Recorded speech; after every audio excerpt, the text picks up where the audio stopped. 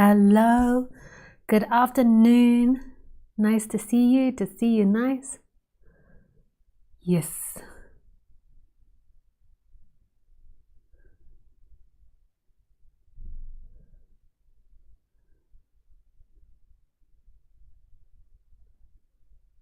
I'm just going to get my keyboard. It's just makes it easier for me to write and not juggling.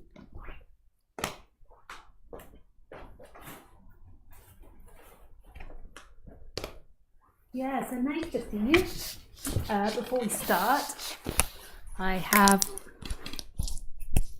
some advertisements. I do a Zoom meeting on the 2nd of October, I think it is, Sunday the 2nd of October. And you can sign up for that, so that's 2 weeks tomorrow. You can sign up for that on my website, which is in the link below under events. Yeah, and that's like a smaller group and I can see everyone and it's not recorded and published to internet, so you can share and not be afraid that later it'll be online and then you'll have the vulnerability and security. Yeah, so you're welcome to join me there. Please give me the thumbs up in the chat to make sure that my audio is working, because I know that sometimes it doesn't, so just give me the thumbs up so I can see that. If you'd like to ask questions today, you can do through Skype, which is lisacairns12. I'm just most probably going to take a few questions, so my preference would be those that call, so please put call me in Skype and then I can call you and we can have a conversation. You can equally write questions in the YouTube chat, but put question so I can scroll through and see it quickly. Nice.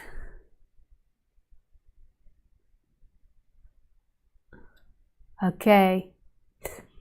Yes, so we got lots of thumbs up. Thank you for giving me the thumbs up that the audio is good and working well.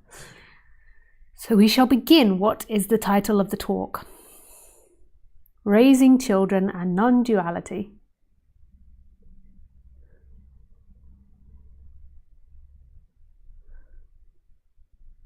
Okay. So let's start off with talking about what non-duality is, and then I'll merge into speaking about raising children. Yeah. So this is the age-old question. What is non-duality?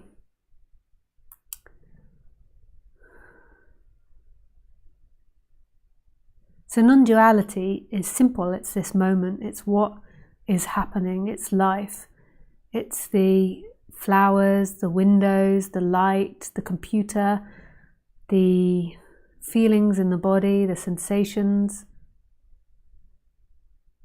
the thoughts, the views, the plants, everything that's being experienced, the room, the wall, the floor, everything that's being experienced is non-duality.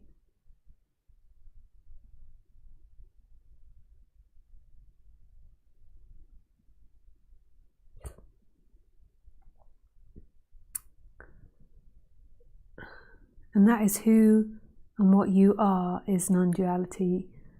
So most people walk around this planet believing that who they are is a story that they're telling themselves of what's happening.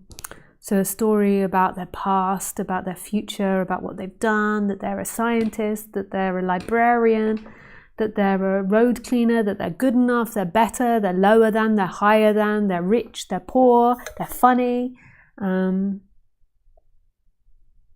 kind, all these different types of things which go on endlessly. If I ask someone to describe themselves, they could say many things. So it's either events, feelings, thoughts, sensations.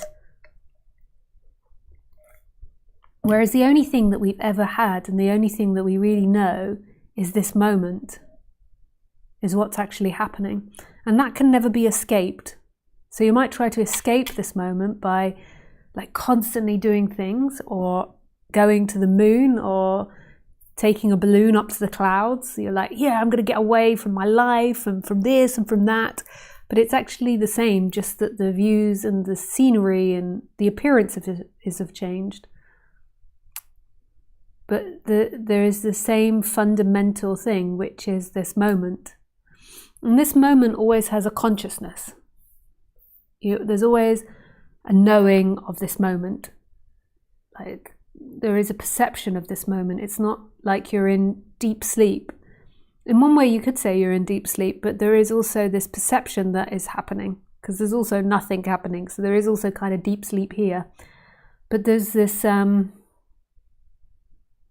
perception which is happening. And this perception is free. This perception is uncontrollable. And this perception isn't separate from that which it's perceiving. So traditionally in non-duality, they would say the whole world is consciousness. I don't know though. I mean, consciousness, that's just such a complex idea. What we know though is that there is always consciousness here. There is always this moment, there's always consciousness, and there's always this sense of existence, this sense of being. So if you have awakening experience, an energetic awakening experience, what can often happen is your thoughts, your feelings, your ideas, your body, the whole world is stripped away. There might still be things, but you can't perceive that there are things here because you've got no reporter telling you, like, there's a table, there's bird food, I like it, I don't like it, I want something else. So because there's no reporter happening, it's unknowable. It's absolutely unknowable. And in those experiences, those awakening experiences, you can see, okay, so this moment and this awakeness exist prior to everything that I thought was me. So prior to my feelings, my thoughts, my contractions, my energies, my good moods, my bad moods, there's always this awakeness. We don't know what this awakeness is. We don't know who it is. We just know that that is the fundamental of experiencing, and that this awakeness is empty and full simultaneously.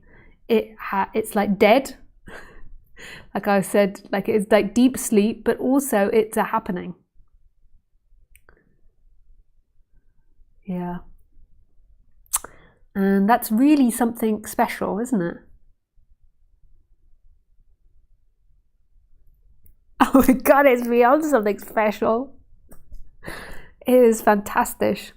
And what happens, it seems, along this process of waking up, is that there is a falling out of your story and a recognition that the fundamentals of who you are, which never change, is this moment, which is awake and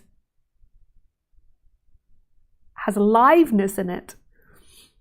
And this is called an awakening experience. There is an experience that comes and goes, but what it does, the awakening experience, is it often deeply changes the personality structure and makes it a lot easier. Doesn't make it perfect, doesn't make the personality structure enlightened to me. There is no such thing to me, but it makes it easier, and there is a collapse of this seeking which used to arise, which is saying that freedom comes from my personality structure, what I imagine, what I want. So freedom comes from the obtaining of knowledge, a house, money, goods, behavior. And that collapses because there is a recognition of a freedom that is now. And that's what you truly want on the human level. And the other things are pleasurable.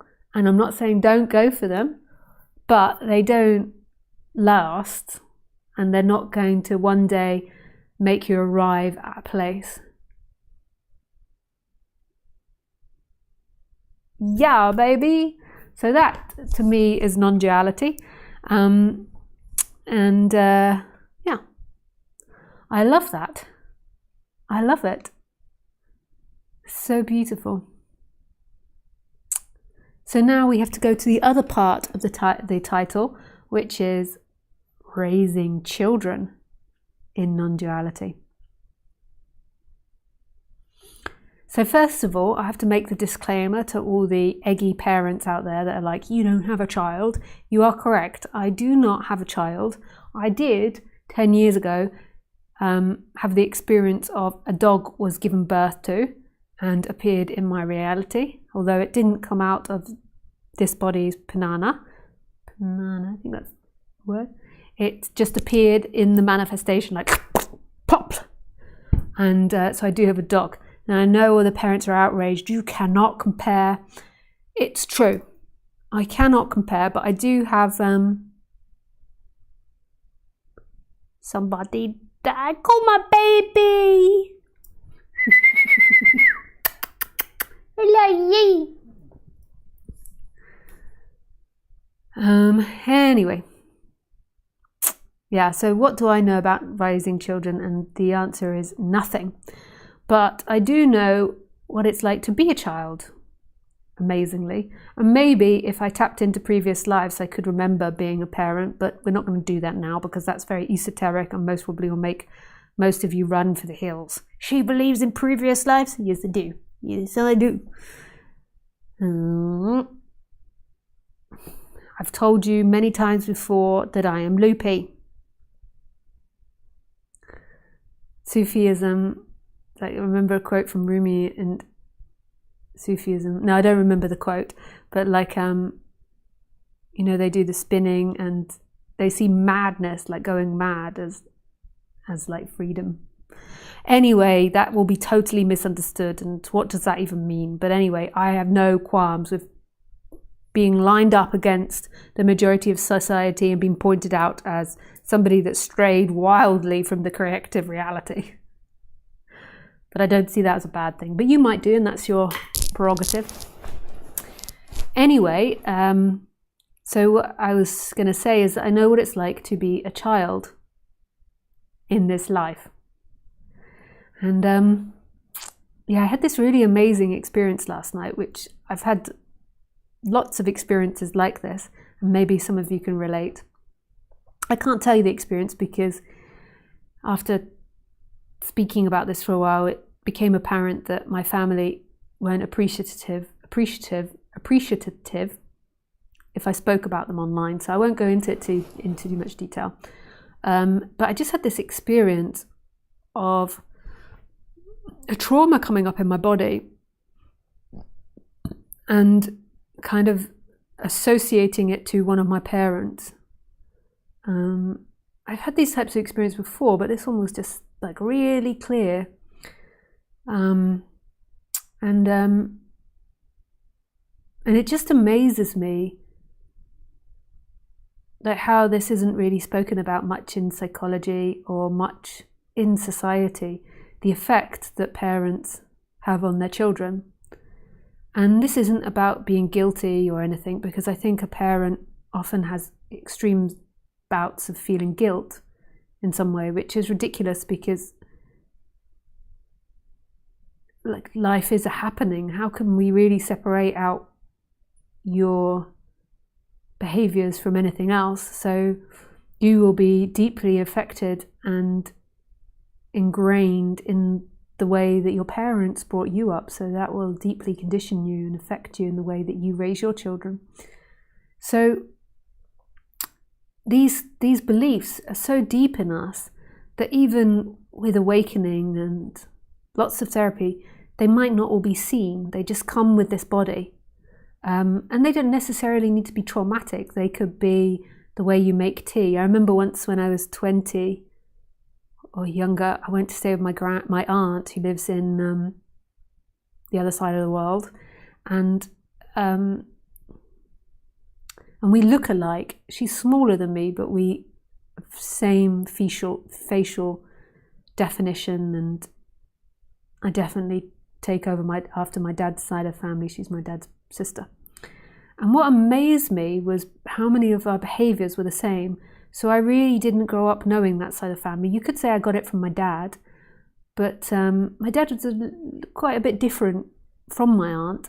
But even though I wasn't brought up with her and didn't know her, there were lots of behavioural patterns that I could see manifesting out of us, from the way that we held our drink to what drinks we selected.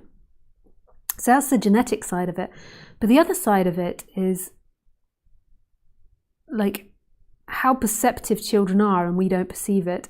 So I feel like most of society has some form of empathy, and then it's a gradient. So you get people that have really strong empathy and people have less. So if you grow up with parents that despise each other, but they don't let that be seen, it's like a hidden dynamic. And so they're not always despising each other, but there is like a blame on each other, like I'm unhappy because I married you.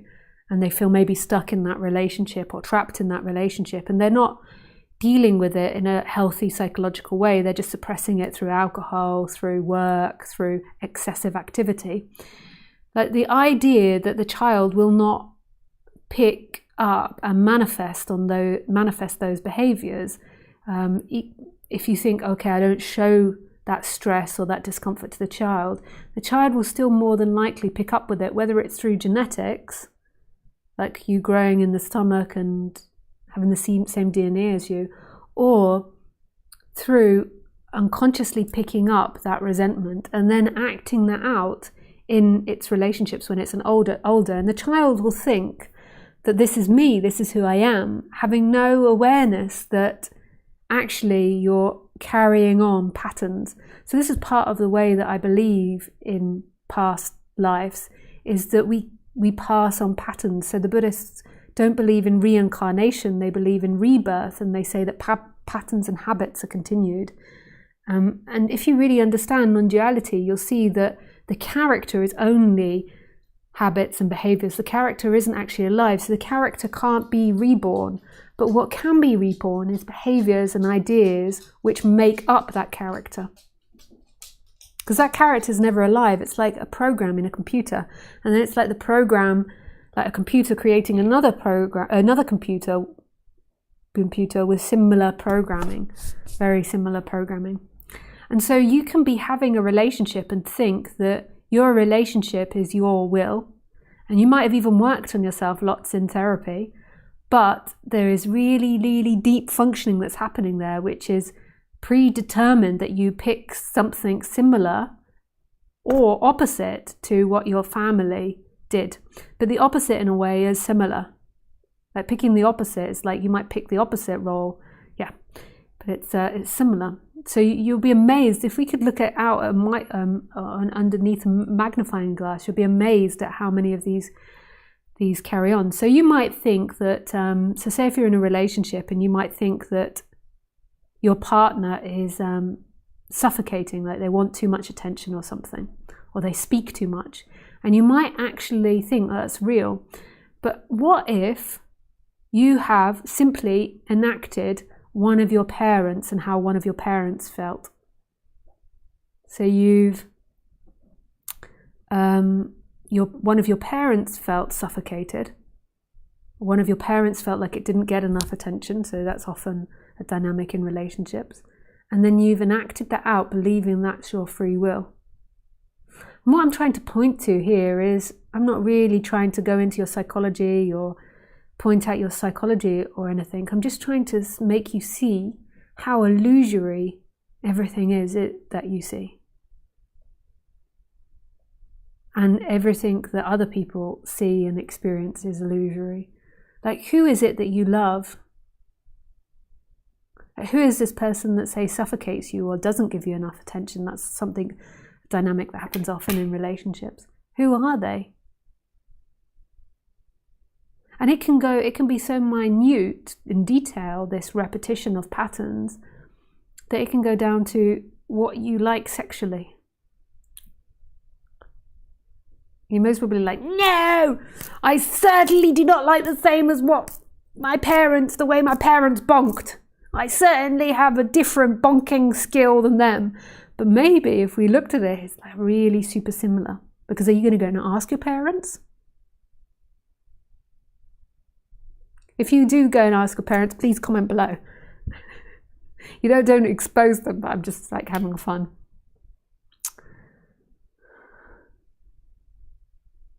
So this is like questioning the fundamental sense of who you are. So what's left if all of that goes, like every behavior, and I'm not saying that you have to get rid of those behaviors to become enlightened, because your body needs to remain conditioned, and we don't know where that conditioning comes from. Otherwise it would just fall apart and die. A plant needs to be conditioned, a dog needs to be conditioned, like things are conditioned. That's what creates their anonymity. Yeah, you sometimes have to just go with the words. I sometimes don't always get my words right. Yeah. So what's left?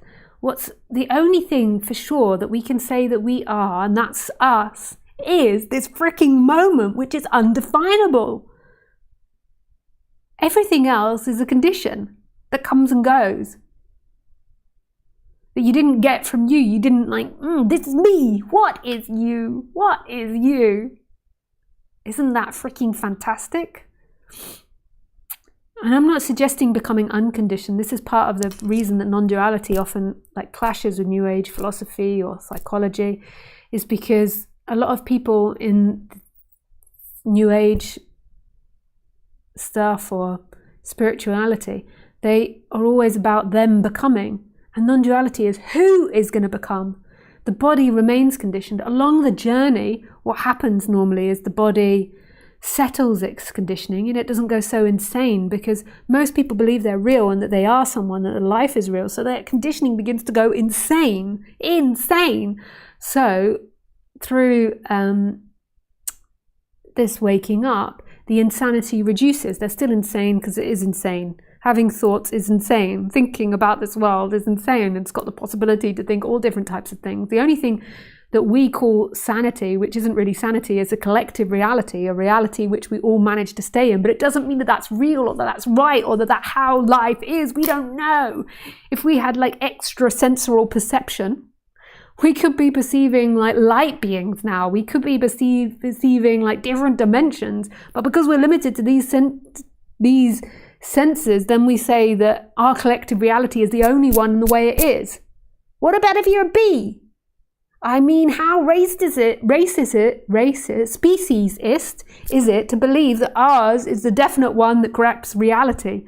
We have a collective reality in order to communicate, so that, you know, I can be like, oh yes, I went down to the shops yesterday and the fish was on sale for, like $1.99, and then the friend goes, oh fantastic, I'm off to get some fish for $1.99.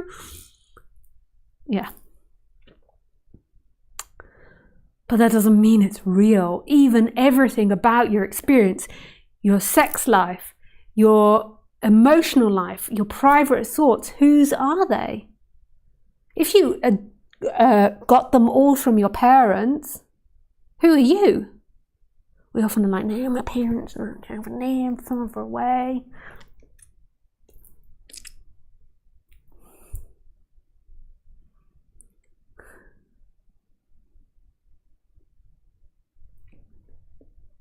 That's what we do to the parents. I am different. I'm of this generation. Let's get out this microscope. No, magnifying glass. There is lots of similarities there. So the way you like your cup of tea, is that really you, or is that your parents, or is that your grandparents, or your great-grandparents, or your great-great-grandparents? Great-great-great-great-great-great-great-great-grandparents. What about the way you kick a ball? What about the way you go to the toilet? I'm sure all of us have very private ways in which we go to the toilets. I've got some that squeeze, some that try and relax, some readers, some that take 2 hours, some blasters, some quick in-out, wham bam, thank you man.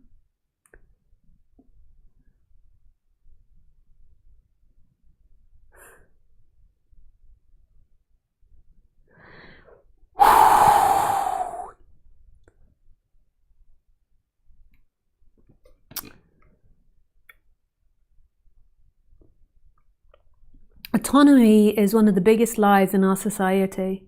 That there is a separate soul in here. Your essence is this moment. It's all you ever have. Like, don't let society and life take that from you. It's all you ever have. And that's your freedom, that's your joy, that's your juice. Like, I am this, you are that. Oh, that doesn't make sense. We are this. This is it. But not we as in like some form of imagination, or I as in some form of imagination. I'm talking like viscerally, like bam, bam, bam. I do like doing faces. And I do feel like, you know, as a society, we restrict facial gestures because of people's insecurity. But like, why not? Why can't that be part of our expression?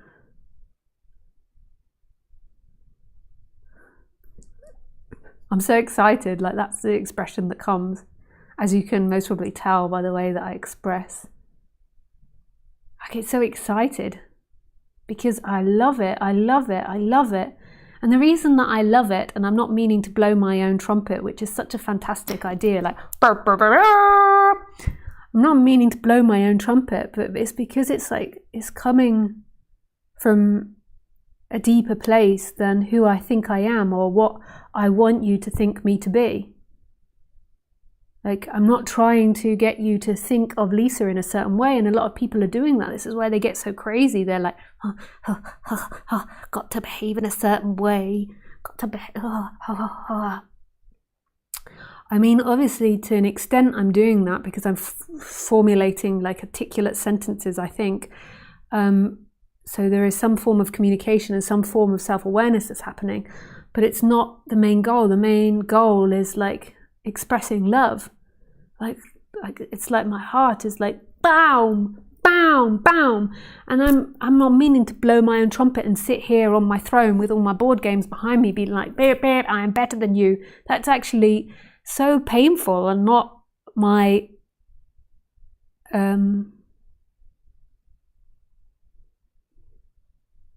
desired outcome. My desired outcome is to express love. And then the fact of what happens on the other side, I'm sorry, but I'm not sure if I'm that interested. I want you to feel love and experience love, but in this moment, that's very abstract. The most poignant thing here is an expression of love from this moment, which is what I am. Like, it wants to express through this body, like love, love, love, love, love. Like in the words, like a river coming out of like golden, like juicy, lovely things. Yeah.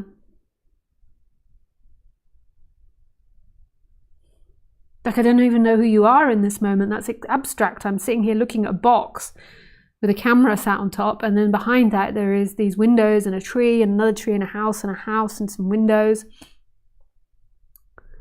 And there is the Queen. There is E, the Queen.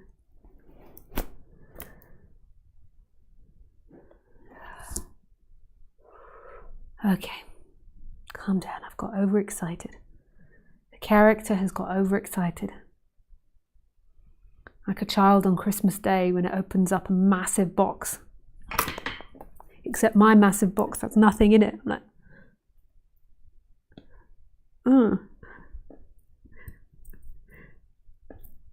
Okay. I'm gonna have to calm down. Calm myself. Calm myself.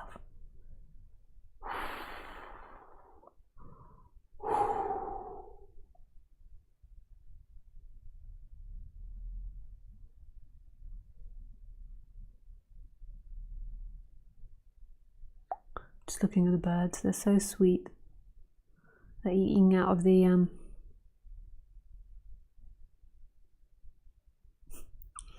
bird feeder.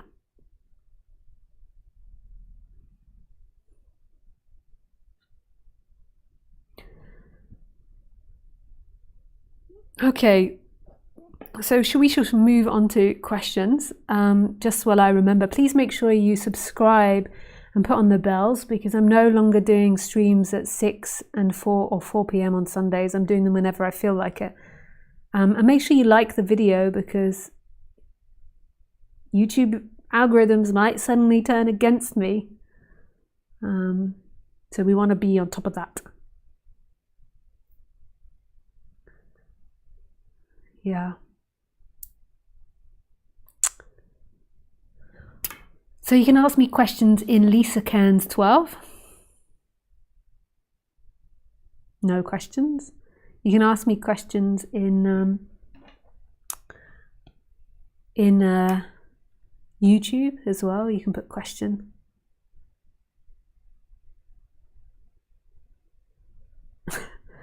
Having a child is like ripping your heart out and trying to guide it through an imperfect world.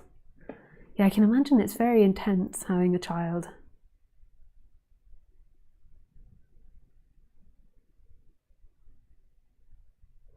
Okay, so first question is, what is pain? Well, in the end, you know, we can take down everything, and we could say there is no pain, there is sensation. So there is sensation that when we can label it, which is negative in comparison to pleasurable sensations. And to me, the way that these mammals work is through a series of pleasures and pains. So coming in here and expressing myself in the way that I just express myself is very pleasurable. So unless there's sadomasochism here, it's likely that I will do these types of things that are pleasurable. And I will ward off things that are painful. So childbirth, it's a joke. You know, painful things to me are walking into something, although I do that all the time. Painful things are arguing.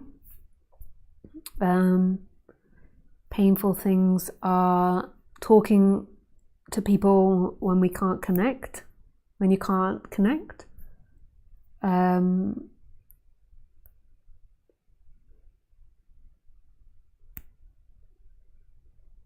Doing some paperwork. Sometimes I write every day, and sometimes that is painful. Anyway, you don't need to know about all my pains, like pain in my body sometimes, period pains, all these types of things. So there is a momentum of the body to move away from that. You might notice in your body, unless the sadomasochism or self-destruction, that you move towards pleasure and move away from pains. Although maybe people don't understand this so well, because I do notice that a lot of people in our society use a lot of addictive substances which create pain. But immediately I presume that they are decreasing pain. So the consumption of alcohol, unless you've got like alcoholics through the family, you tend to get hangovers, headaches, like negative side effects. But it seems like sometimes if you come from an alcoholic family, like I've got some friends that have alcoholism in their family, and they're so resilient to hangovers or anything like that. So yeah, and like the consumption of sugar, when you remove it, you realize that it has quite a painful effect on you, but because in the moment it's like a high. So that's where it begins to get a bit dodgy. But generally the body is wanting to move towards pleasure and away from pain. We're also immensely conditioned in pleasure and pain as well. So there's also all these secondaries. So you want to get on with people, like everybody, well, not everyone, most people in society want to get on with people, but we often don't know how, from conditioning, from false ideas, from belief we have to behave in a certain way. Like I have that. I don't think that ever completely goes. I am a bit of a weird individual. I might come across as perfectly sane in these talks, good reality, good projection, but I tend to present this personality outside of talks as well with people I know, but I find it hard sometimes presenting it to some people, and it hurts a bit, like suppressing the natural tendencies of this body. Like we're buying a house off this couple, and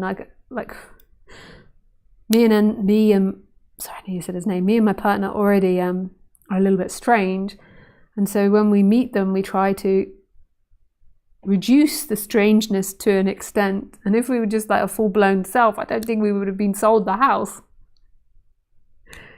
Yeah. So I'm not trying to suggest in any way that I'm not conditioned in these ways. I am also conditioned to get on with people, but my personality is a little bit cuckoo. Maybe everybody's is, and they're just restraining it as well. And I sometimes feel a little shy or a little pain not being able to express that in mainstream society. So we have all these bizarre conditions, like we condition each other to behave in certain ways, and oddness is seen as a negative thing. It's seen as insanity or craziness or personality dysfunction or bad person, unkind, many things. Yeah. It's like, so to me, the way that I teach is I don't see the body-mind becoming enlightened. I see the lack of attachment and the belief that that person is who you are, and that what that person does will lead you to freedom. But the person's still going to have these conditions. I feel like that's a really important part of the way I speak. But we like to imagine enlightenment as something. So people like to project onto me that I am like this peaceful woman that is constantly running through poppy fields and always like, ha, ha, ha, the sound, what's that? Sound of music. Like Julia Andrews. There is, because the nature of the mind is to imagine something. So you need to imagine enlightenment as something. So we think, okay, they're going to be the perfect person with perfect conditions. And that's often from insecurity of being human. It's like, who I am is not perfect, therefore I'm unlovable. So I'm going to become enlightened, become perfect. And therefore I need an idol which is perfect. I think, though, that people that come here are past that, because quite quickly people that desire perfection disappear, because, I mean, you know, look at me. Okay, question. The suffering, excuse me.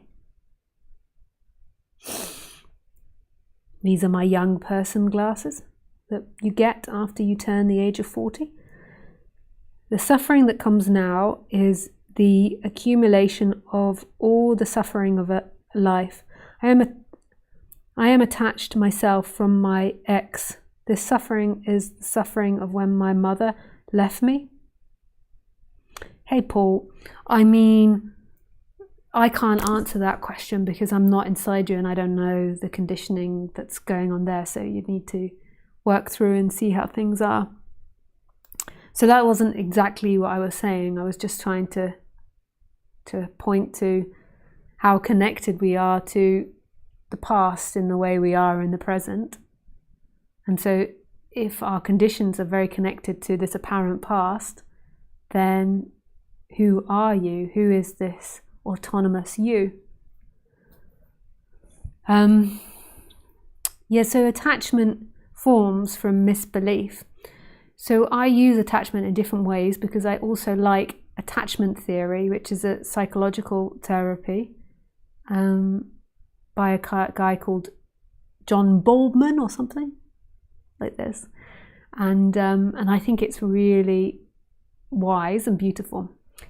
So in that way, attachment is a positive thing. It's like securely attaching to other humans in the first few years of your life. That's the fundamental of it. And it's like about secure attachment. So feeling like you are secure with your mother, you're secure with your father. You know, the chingwag. And then you've got this other attachment that I speak about, which is the attachment to a character that you believe yourself to be. So the belief that who you are is limited and something that's moving in time, whereas who you are is everything and nothing, is this moment. And the character is appearing and disappearing in you, but isn't the source of who you are. Most people in society believe the character is the source of who you are. So the attachment to the character is what creates this feeling that I am incomplete and I need to find my freedom in the future, or avoiding pain, so avoiding past pains. And that's not true.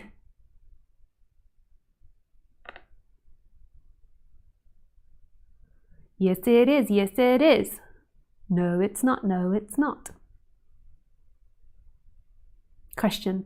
Any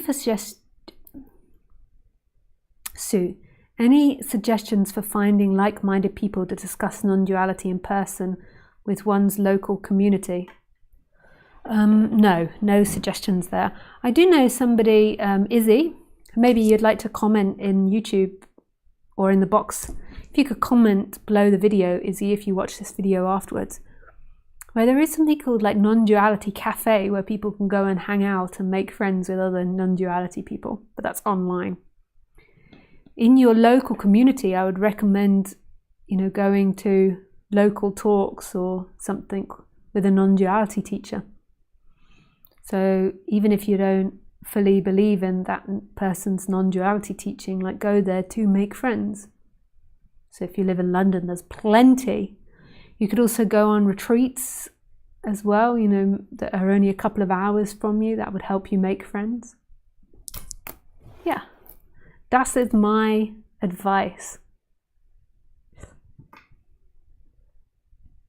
Hi Lisa, how do you make a decision? Well, ultimately, who is it that's making a decision? So decisions are made in the moment. So there was a decision made to come on here live and to speak to the computer and all you really wonderful, loving YouTubers out there. So that decision was made. So there was a waking up this morning and like an excitement to speak, and I'm trying to go on that now. So when I feel this excitement to speak, like to run that train, go with that. So those things came up, and then there was a decision made to do that. So that's on one level, it's like happens through the appearance of thoughts. On the other level, like who is the Lisa that's making decisions? There was a series of thoughts that arose that couldn't be any other way that led me to come online. Isn't that fantastic?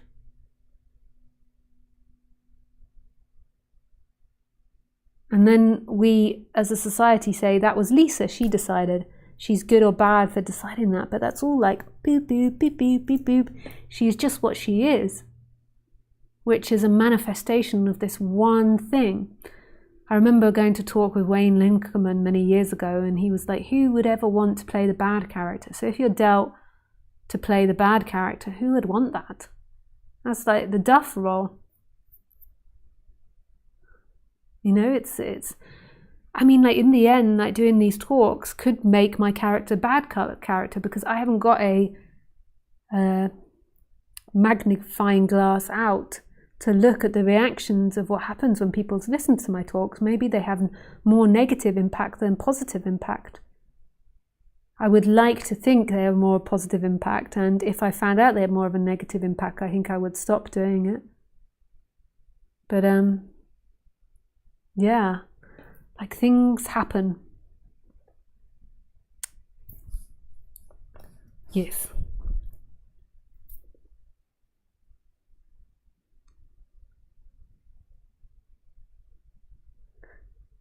Things happen. Question. Pity. H. How can there be still shyness or anxiety without a me? Yes, conditioning, but wouldn't that be more and more limited to functional thoughts, behaviors? Pity, pity.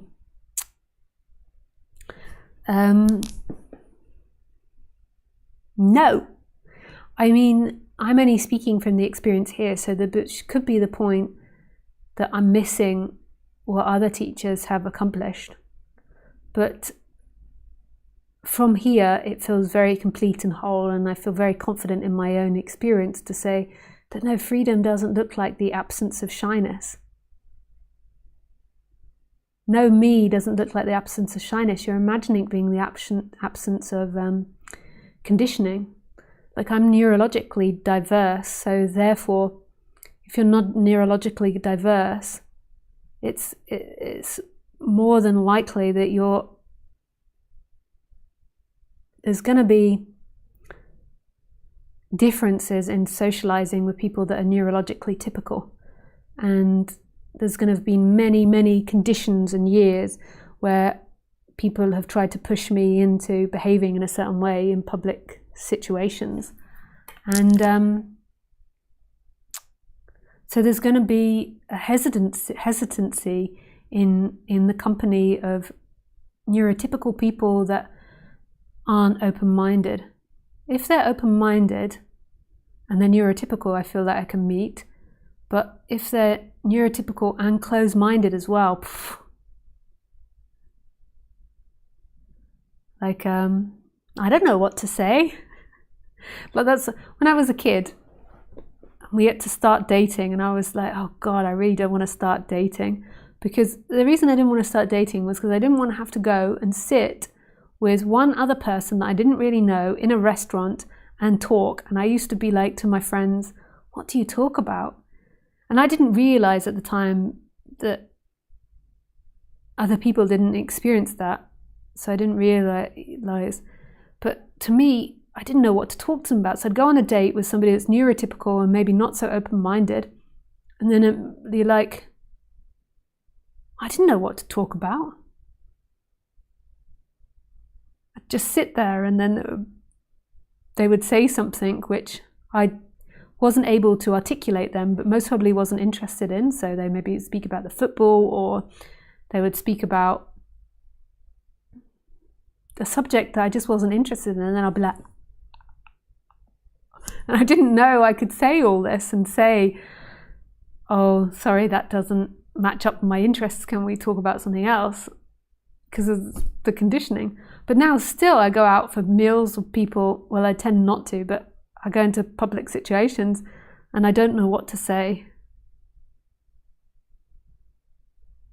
Like this morning I got presented, this is a beautiful baby, but I didn't know what to say. These people that I know through people, so I didn't know them so well, they presented the baby and they're like, do you want to hold the baby? And I was like, yes. And after I'd said that the baby was beautiful and how adorable it was and that it gives you that squeaky feeling, then I didn't know what to say. I was like, and I'm happy to go into silence, but then often other people try to then make conversation and I still don't know what to say. I'm like, beautiful. And we can label that shyness, although it's not really negative, it's just what's happening.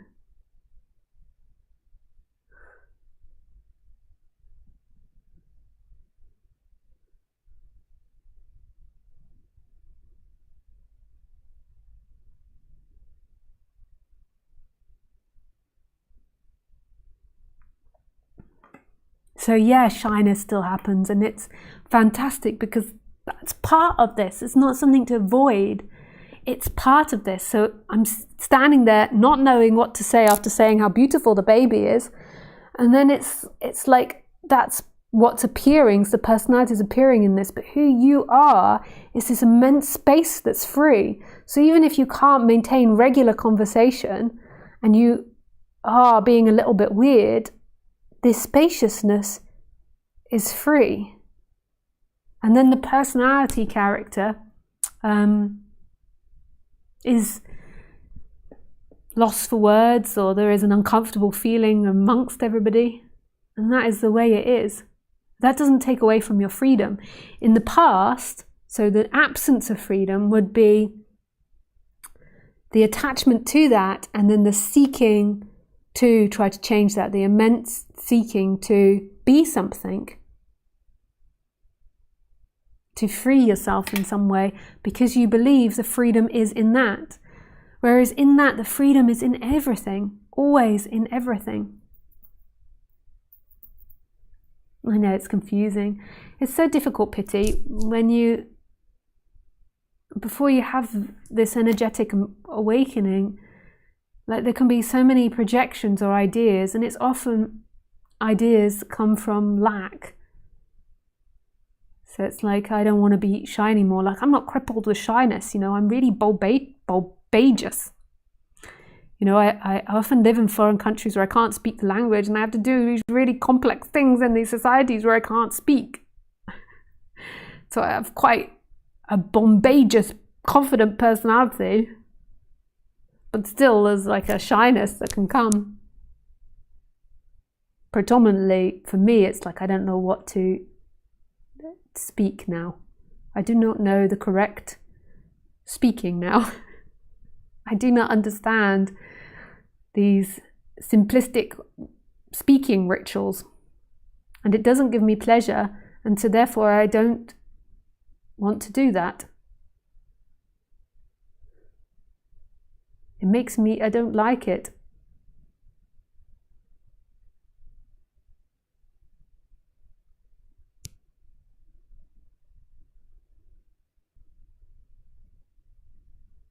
Sometimes it does. Yeah. Danke, Pity, for your question.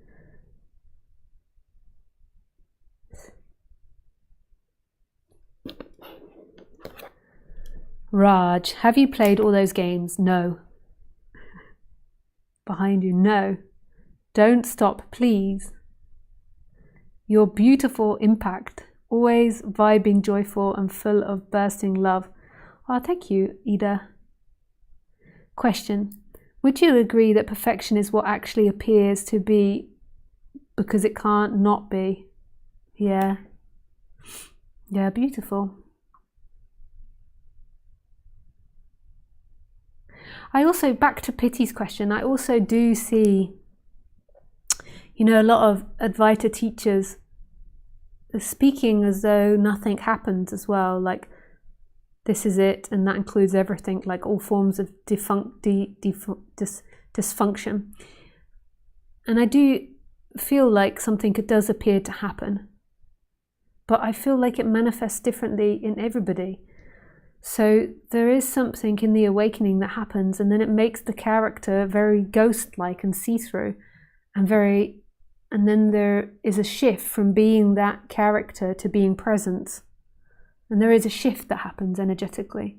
So there is something that happens. I do understand it's confusing, but it just doesn't look like something, because if you suppress lots of anger prior to that, you might come and for a period be an angry, grumpy person, you know?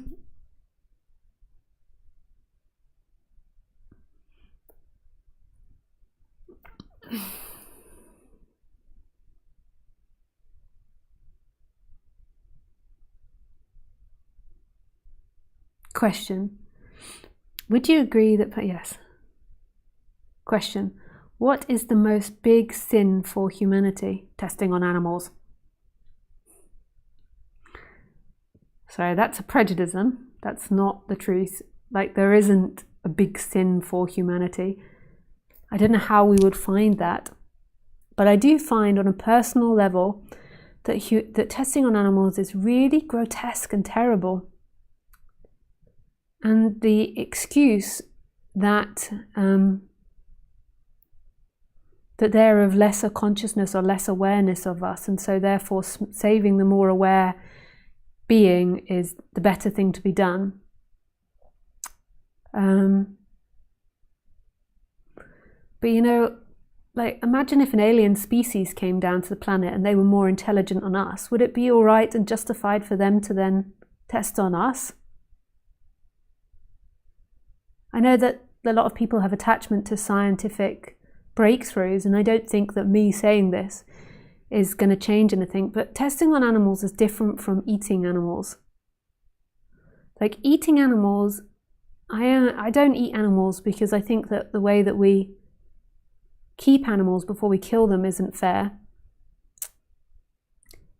But I'm not opposed to eating certain smaller animals. Like, I had rabbits once before, and I could see that, you know, like, if you killed it really humanely and it had a really nice life before and then you ate it, I didn't actually see a problem with that. But the testing on animals, I mean, like, there's different forms of testing. So you can test things that don't hurt the animals. You can look at psychology of animals, and you can test herbs on them. Like, so there's things that don't, but I mean, oh my God. Like, the opening up a monkey's brain while it's still alive and then touching different bits of its brains to see what happens. I mean, oh my God. And also, like, you know, Windalina, if you don't buy stuff that's not tested on animals, what they do is they put it onto a dog's face. So they put on like this mask onto a dog's face, and then they pump the Windolina in there for like 24 hours or something. I don't know how long it is, just to see. So it's like you're ingesting like intense Windolina. Look at all the numbers disappearing now, 35 concurrent viewers. I just think that it's it's just such a horrendously terrible thing that we do in society that's considered justified, and everything is tested on animals, like clothes, the paints, the unless it says not tested on animals. So to me, it's like testing on animals feels like a really horrific thing that we do as a society.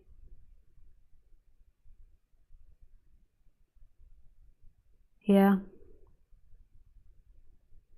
I'm sorry, animals, I love you. And I'm part of it. I can't get out of being human. I'm sure there's lots of things in this room that are tested on animals. Yeah. I mean, I try to buy things, but I'm not free of it either. This was my issue with the vaccine, or medication. Yeah. And it's the part that, it's different from eating animals. It's a different thing.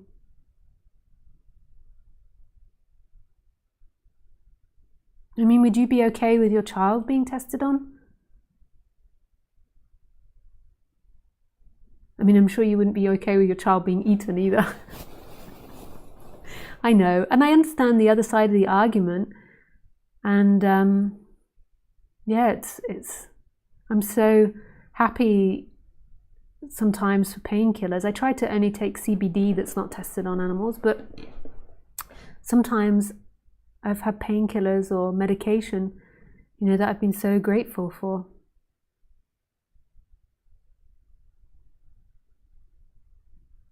Yeah. So that's my rant on the human level, is the testing on animals.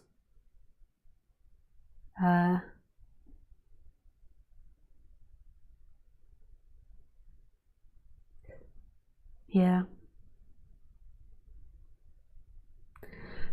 But ultimately, there is no good and bad, because even if we detach from, so this is one of the worst things I feel like is in our society, which maybe it's not, everyone has their own opinion and we wouldn't be able to find the worst thing. But if we take it to a non-dual perspective, like, we can't really find good and bad. So even though I say that on the human level, like, I mean, if you look at what life is doing to itself, like, like a storm, like a tsunami, or a hurricane, it's immense destruction that happens, immense pain to animals, bushfire, immense pain. But then out of that, there is this regrowth that happens. And you can't really find this one thing or another, because, like the same with testing of animals, there's amazing things that have come out of it as well. Like, good and bad is something that we have created and we've thought about, and we separated ourselves off from everything else and decided what's good and bad, which is important for societal progression, but it's just not the truth. It's not the way things are. So ultimately, we can't find good or bad, but on the human level, for me, the worst thing that humans do in this society, I think, is maybe testing on animals, because it's done in such a huge, systematic, legal way. So it's like we're all consenting to it. So something like human trafficking is terrible, and human slavery, but there is some form of us saying that's wrong, and we know it's wrong and we're trying to stop it. Whereas the testing on animal, to me, I mean, there's just so many animals we test on. My God, everything in this society is testing on animals. Yeah.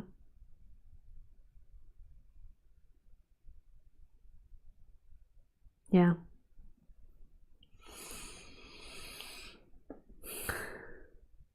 Okay.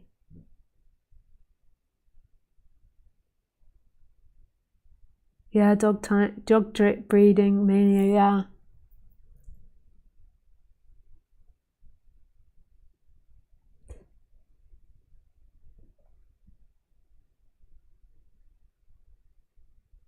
Animal testing will reduce with technological advancements. Yes, I know. And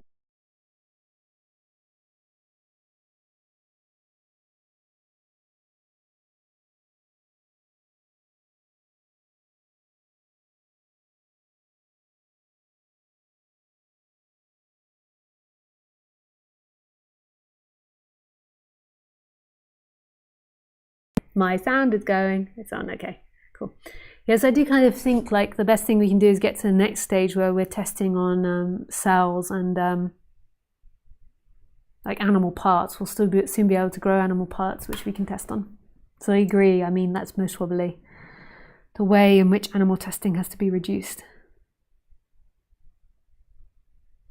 How can we help a child express themselves without being shut down by their classmates? Help them feel safe just to be. Well, my opinion on education system is that it's a weird thing. So we only really started education system 200 years ago, and I think it's amazing that we're all given the opportunity to be educated. I mean, that rocks. That is just such a great idea, the fundamental of it, that everyone in our society has the right to be educated. That rocks, and I totally appreciate that. And, you know, woman, man, poor, rich, everybody. But the fundamental of education is a weird thing. So what we were used to 200 years prior to that is to being in a very close-knit group and learning our job, you know, mostly from our parents.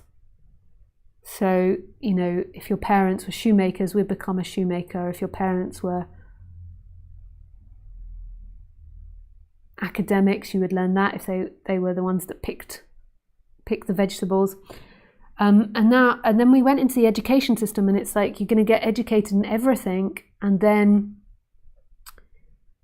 you know, then you can choose. So that's quite a difference. But the other difference is that we get put into these schools with all these classmates that are different from our social group and families in which we were grown up with. So we're kind of put in a vast, you know, like a big pool. And I don't know if that's so healthy for kids. So that part of it, because, you know, all the different kids are going to have different ideas and being brought up in different ways. Whereas if you're socializing more with your family and other kids in your local neighborhood, there might be some form of similarity and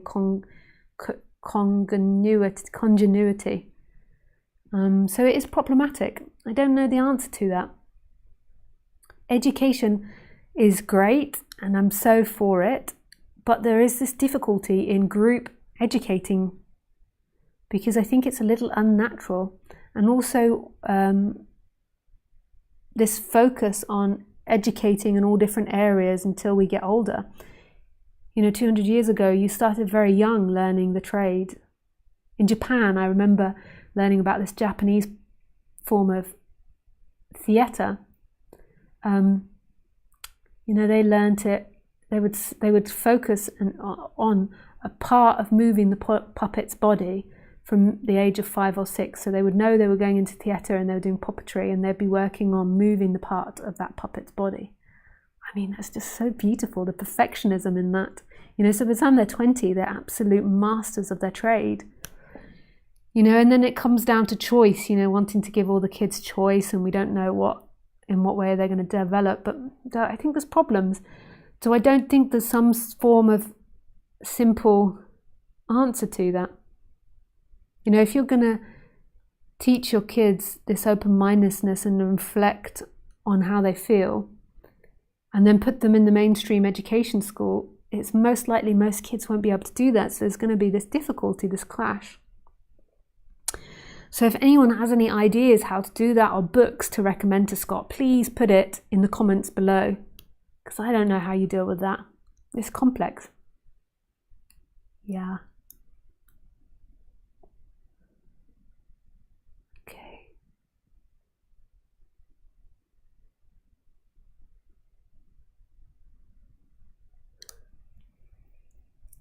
Montessori models of education is explicitly focused on peace, self-expression and community. I wish all schools implemented it, but it's expensive because it requires more teachers. Yeah, I mean, I've heard really great things about Montessori and Steiner schools. And I know people that have grown up in Montessori schools, and I felt like it was better for them. Emotionally and psychologically. But yeah, you're right, it's difficult to get your skilled kid in there if you can, and it's expensive. It's difficult, eh? Who wants to vote to pay more taxes to educate our kids better? But it's the most wisest thing we could do. But who wants to do it? I'm the same. It comes to the tax person collecting the taxes and I'm like, can I have that lower option, please?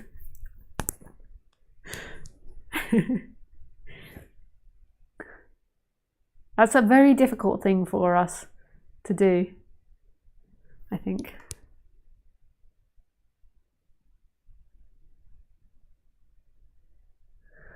Nice.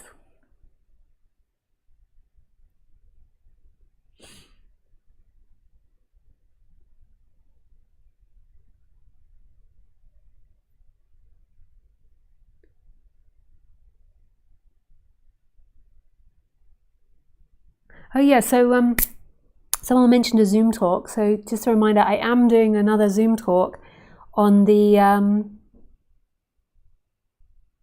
2nd of October. You can find that on my website. My website's linked below. Yeah, nice. But maybe that's the end of the talk today. I have some other commitments. Yeah. I really wish you everything. Remember to subscribe to the channel because I'm now doing these talks more spontaneously rather than fixed times. They're no longer at Sunday at 6 or 4 p.m. So subscribe, put the notification on, and remember to like the video because a lot of you spiritual people don't like videos because I get it, you don't want YouTube to be following your behavior. But it's important for videos like mine and non-duality to like these videos because it's all about the algorithm. You know, if you like it, next time it will come up in your feed, you know, when I'm live quicker, and YouTube won't try to suppress the videos. Yeah. Okay, danke schön. I wish you all a beautiful weekend, whatever time it is. Yeah.